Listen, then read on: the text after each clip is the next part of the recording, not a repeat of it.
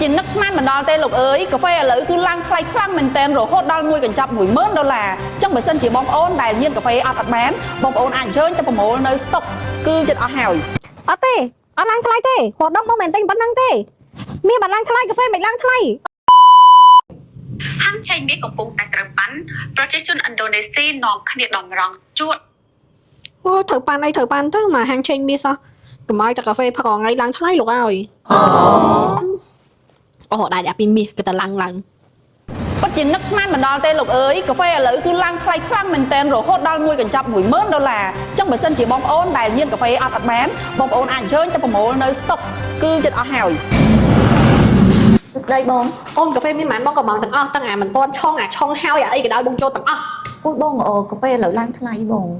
បើអីយកច្រើនណាស់ហើយថៃបាត់ឡើងថ្លៃកាហ្វេឥឡូវមួយកំប៉ុងនេះ$100ហើយបើបងយកជាកញ្ចប់ខាងក្រោយហ្នឹង$10000 What ឡើងថ្លៃតែមាសទេហេតុអីមិនឡើងថ្លៃកាហ្វេវាមិនដែរឡើងថ្លៃតែមាសមិនពិតទេវាមិនពិតដាច់ខាតអត់ទេអត់ឡើងថ្លៃទេព្រោះដុំមកមែនទិញប៉ុណ្ណឹងទេមាសបាត់ឡើងថ្លៃកាហ្វេមិនឡើងថ្លៃអត់ទេ